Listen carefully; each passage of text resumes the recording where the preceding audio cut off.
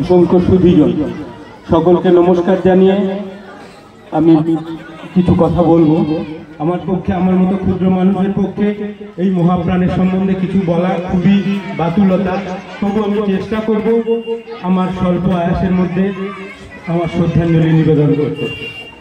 সালটা 1955, দ্বিতীয় বিশ্বযুদ্ধ শেষ হয়েছে প্রায় 10 বছর আগে। দ্বিতীয় বিশ্বযুদ্ধ শেষ হওয়ার দ্বিতীয় বিশ্বযুদ্ধের যে ভয়াবহতা আমরা জানি, যে ওই 10 বছর আগে আমেরিকার ফেলা বোমে জাপানের দুটি শহর নাগাসাকি এবং হিরোশিমা এবং নাগাসাকি দুটো ধ্বংস হয়ে গিয়েছিল সম্পূর্ণ। এই যে ভয়াবহতা, এই যে তার যে মানবতার প্রতি এই আক্রমণ, এই আক্রমণে সকলে ক্রুদ্ধ হয়েছিলেন, অনেকে ব্যথিত হয়েছিলেন। তাই 11 জন বিশিষ্ট বিশ্বের চিন্তাবিদ তারা একটা করেছিলেন, একটা ম্যানিফেস্টো তৈরি করেছিলেন, বলা হয় তাকে রাসেল আইনস্টাইন ম্যানিফেস্টো। সেই রাসেল একজন, বার্ট্রান্ড রাসেল একজন ম্যাথমেটিশিয়ান এবং আলবার্ট আইনস্টাইন একজন পদার্থবিদ, এনাদের অগ্রবর্তী করে এই ম্যানিফেস্টোটা লেখা হয়েছিল। সেখানে বলা হয়েছিল যে আমাদের সকলের মধ্যে একজন শিল্পী আছেন, সেই শিল্পীকে, আমাদের শিল্পী সত্তাটাকে জাগিয়ে তুলতে হবে, আমাদের যে ক্রূর সত্তা সেটাকে অবদমিত করে, তা না হলে মানবিকতার পক্ষে একটা চরম দুর্দিন উপস্থিত। যারা এই ম্যানিফেস্টোতে সই করেছিলেন সেই 11 জন চিন্তাবিদ হয়তো জানতেন না, ওই ঘটনা 62 বছর আগে আমেরিকার মাটিতে দাঁড়িয়ে চিকাগো শহরে স্বামী বিবেকানন্দ চিনিয়েছিলেন সেই সমস্ত মানুষকে যারা মানবিকতার পক্ষে সব থেকে দুরবস্থার কারণ। Sectarianism, bigotry, and its horrible descendant fanatism long possessed this beautiful heart. They filled this earth more and more with violence and drenched it with human blood often and often. Sectarianism অর্থাৎ ধর্মান্ধতা, অর্থাৎ সাম্প্রদায়িকতা, বিগটটি হচ্ছে ধর্মান্ধতা, এবং ফ্যানাটিজম অর্থাৎ ধর্মোন্মত্ততা। এই যে উন্মত্ততা, এই যে বিভেদ সৃষ্টিকারী এই যে মানুষের এই যে শক্তি, এইটা হচ্ছে বারবার তারা পৃথিবীর মাটি রক্তে ভিজিয়ে দিয়েছে, বারবার আকাশ বাতাস বারুদের গন্ধে ভরিয়ে দিয়েছে। নিজের চামড়ার বাইরে যারা ভাবতে পারে না, নিজের গোষ্ঠীর বাইরে যারা ভাবতে পারে না, তারা বারবার মানবিকতাকে আঘাত করেছে। মানবিকতা এইভাবে বারবার ধ্বংস হয়েছে। কিন্তু স্বামীজি মোট 6টা বক্তৃতা দিয়েছিলেন, 11, 15, 18, 20, 26 এবং 27। এই 6টা বক্তৃতার মধ্যে 20 তারিখের ওনার যে বক্তৃতা, সেই বক্তৃতায় উনি বলেছিলেন যে দুটি কথা বলেছিলেন, ইউনিভার্সাল ইন্ডিভিজুয়ালিজম এবং ইউনিভার্সাল রিলিজিয়ান। সেই ইউনিভার্সাল রিলিজিয়ানের কথা বলেছিলেন। সেই রিলিজিয়ান কেমন হবে না, সেটা সমস্ত ধর্মের যে সার বস্তু সেটাকে নিয়ে তৈরি হবে। এ ধর্মে থাকবে না কারুর প্রতি কোনো বিভেদ, থাকবে না কারুর প্রতি কোনো ঘৃণা। এই ধর্ম উদারতায় সমস্ত মানুষকে আলিঙ্গন করবে। এই যে আলিঙ্গন করা, এই যে সমন্বয় সাধন করা, এই সমন্বয় সাধন করার যে শক্তি, এই শক্তি দক্ষিণেশ্বর থেকে পেয়েছিলেন উনি। এই শক্তি পেয়েছিলেন উনি পরম পুরুষ ঠাকুর শ্রীরামকৃষ্ণের কাছ থেকে। আমরা জানি যে ঠাকুর শ্রীরামকৃষ্ণ কখনো কোনো বিভেদের ঊর্ধ্বে ছিলেন। আমরা জানি ওনার কাছে নরেন্দ্রনাথও যেমন গেছেন, গিরিশচন্দ্র ঘোষও গেছেন, তেমনি আবার বিনোদিনীর মাথায় হাত দিয়েও তিনি আশীর্বাদ করে বলেছেন তোমার চৈতন্য হোক। তাই এই মানবতাকে সব থেকে বেশি গুরুত্ব দিয়েছেন স্বামীজি, যিনি ওনার দূত হয়ে আমেরিকায় গিয়েছিলেন। এই মানবতার কথা বারবার বলেছেন। প্রাতিষ্ঠানিক ধর্মের থেকে বেশি ওনার কাছে মানবতা। আমরা জানি 1895 সালে উনি যখন ইউরোপে রয়েছেন, তখন উনি পল ডয়সন বলে একজন এন্ডোলজিস্ট ছিলেন। ওনারা দুজনেই সংস্কৃতে কথা বলতেন, তা ওনারা খুব বন্ধু ছিলেন। তা এই যে এই সময় উনি খবর পেলেন, দেশের খবর, মহীশূরের মহারাজা তার প্রাসাদটা খুলে দিয়েছেন গরিব মানুষের জন্য। তা উনি আমরা যারা মাইসোর প্যালেস দেখেছি তারা জানি যে মাইসোর প্যালেসের যে ব্যাপ্তি সেটা কতখানি। এই মাইসোর প্যালেসে গরিব মানুষের জন্য পুরো খুলে দেওয়া হয়েছিল, সেখানে তাদের লেখাপড়া করার জন্য ব্যবস্থা করে দিয়েছিলেন ও তখনকার যে রাজা ছিলেন। তখন স্বামীজি ওনাকে চিঠি লিখলেন যে এ জীবন ক্ষণিকের, জীবনের চাকচিক্য ক্ষণিকের, সেই বেঁচে থাকে যে পরের জন্য বাঁচে, বাকিরা মৃত পেত তুল্য। তারপর উনি আরেকটা কথা বললেন যেটা আমরা বলি না, সেটা হচ্ছে যে আমি আপনার জন্য প্রার্থনা করছি রাজা, যে দেশের এই যে বুভুক্ষু যে সমস্ত দরিদ্র জনসাধারণ তাদের জন্য আপনার মন চিরকাল এরকম ভাবে অনুভব করবে।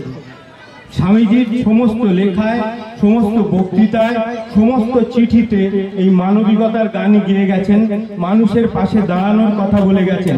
ওনার যে সমস্ত গুরু ভাইরা ছিলেন তাদের উনি চিঠি লিখেছেন।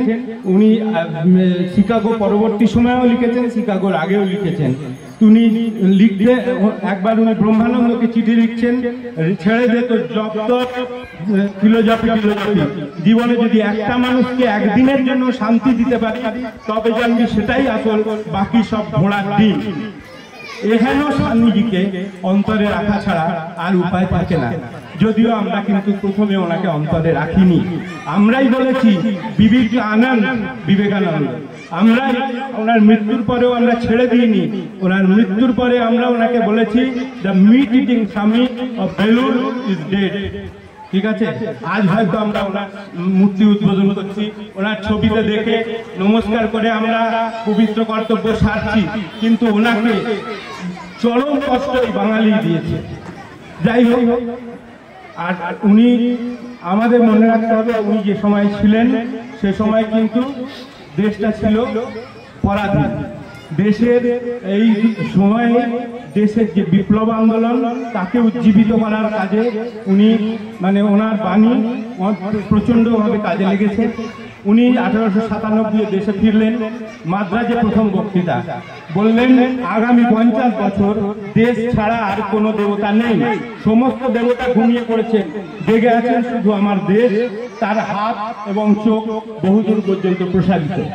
তাই এই দেশের আমাদের কাকতালীয় কিনা জানি না, তার ঠিক 47 সালে 1897 থেকে 50 বছর বাদেই কিন্তু আমাদের দেশটা স্বাধীন হয়েছিল। এছাড়াও আমরা জানি যে যদিও স্বামীজি যখন চলে গেছেন, নেতাজি সুভাষচন্দ্র তখন একবারে বালক, তবে নেতাজি সুভাষচন্দ্র ছিলেন স্বামীজির ভাবশিষ্য। নেতাজির ওপরে স্বামীজির প্রভাব অত্যন্ত বেশি ছিল। আমরা যারা নেতাজির জীবনে পড়েছি তারা জানি যে নেতাজির ঘরে বেশ কিছু বিপ্লবী ছবি টাঙানো ছিল। এই ছবিগুলো একবার ওনার মামা এসে খুলে দিতে বললেন, নেতাজি সমস্ত ছবি খুলে দিয়েছিলেন অনেকটা অনেক কথাবার্তার পরে, কিন্তু একমাত্র রাজি হননি স্বামীজি ছবিটা খুলতে। পরে উনি স্বগতোক্তি করছেন যে তুমি থাকলেই চলবে, অর্থাৎ তুমি মহাবিপ্লবী, সব থেকে বড় বিপ্লবী স্বামী বিবেকানন্দ। রাজেন লাহিড়ী বলে একজন কাকরি বোমার মামলার আসামি, তার ফাঁসি হয়ে গিয়েছিল। তা ফাঁসি হওয়ার পর এক্সিকিউট হওয়া, ফাঁসির অর্ডার হওয়ার মধ্যে কিছু টাইম ছিল, সেই সময়টা উনি সেলে ছিলেন। তা ওনার ওজন বেড়ে যাচ্ছে, শরীরের ওজন বেড়ে যাচ্ছে, আর উনি সন্ধ্যাবেলায় চিৎকার করে করে কিছু পড়ে। তা জেলার একদিন এলেন ওনার কাছে, এসে জিজ্ঞেস করছেন যে তোমার ওজন বেড়ে যাচ্ছে, তোমার কি কোনো ভয় নেই? সাধারণত ফাঁসি হওয়ার পরে, ফাঁসির অর্ডার হওয়ার পরে মানুষের কি হয়, মানুষ শুকিয়ে যায়, মৃত্যু ভয় তো সব থেকে বড় ভয়, তো মানুষ শুকিয়ে যায়। কিন্তু উনি শুকিয়ে না গিয়ে ওনার ওজন বাড়তে লাগলো। আর হচ্ছে কি, উনি চিৎকার করে করে কি পড়েন? বলছি চিৎকার করে করে কি পড়ো তুমি? বলছে আমি চিৎকার করে করে বিবেকানন্দ করি। কেন করি জানেন? আজ হয়তো আপনারা আমাকে ফাঁসিতে ঝুলিয়ে দেবেন, কিন্তু বিবেকানন্দের বাণী আমি ছেলে ছেলে ছড়িয়ে দিতে চাই, তাহলে আপনাদের রাজ্যপাট একদিন উঠবেই। তা এই ছিলেন বিবেকানন্দ। আমরা বিবেকানন্দ উনি পরে দেশ স্বাধীন হওয়ার পরে যারা আমাদের দেশনায়ক ছিলেন, বিবেকানন্দের এতে বাণীতে কতটা আপ্লুত হয়েছিলেন বা বিবেকানন্দের বাণী মেনে দেশটাকে কতটা চালিয়েছিলেন হয়তো আমরা জানি না, কিন্তু আজ বিবেকানন্দের চিন্তাভাবনা এবং বিবেকানন্দের বাণীকে আমরা গ্রহণ করার চেষ্টা করছি, এটা দেখে খুব ভালো লাগছে।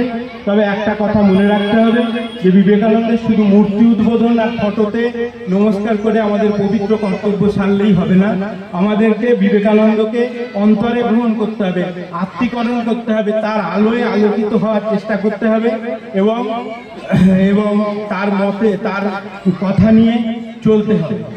জোসেফিন ম্যাকলাউড বলে একজন বিদেশিনী ছিলেন, ওনাদের অবশ্য বিদেশিনী বলা উচিত নয়, কারণ ওনারা আমাদের দেশে এসে দেশের জন্য অনেক কাজ করে গেছেন। বিবেকানন্দ চলে যাওয়ার পরে উনি বলেন, never say Vivekananda was, Vivekananda is. আমরা মনে করি, আমিও মনে করি বিবেকানন্দ ইজ, বিবেকানন্দ সব সময় আছেন আমাদের সঙ্গে, বিবেকানন্দ আমাদের সঙ্গে থাকবেন। যখনই কোনো মানুষ অত্যাচারিত হবে, যখনই কোনো মানুষের কোনো রকম দুরবস্থা হবে, তার পাশে গিয়ে তিনি দাঁড়াবেন। এই ঠাকুর শ্রীরামকৃষ্ণের ভস্মাধার বেলুড়ে প্রতিষ্ঠা করে স্বামীজি বলেছিলেন, এখানকার উদ্ভিন্ন ছটা সমস্ত মানুষকে আলোকিত করবে, মানুষের জীবন গতি পাল্টে দেবে। ঠাকুর, মা এবং স্বামীজির উদ্ভিন্ন ছটা আমাদের জীবন গতি পাল্টে দিক, ওনারা আমাদের কৃপা করুন। সকলে আমরা কৃপা নিয়ে ওনাদের পথে চলার চেষ্টা করি। এই বলে সকলকে নমস্কার জানিয়ে আমার বক্তব্য শেষ করি।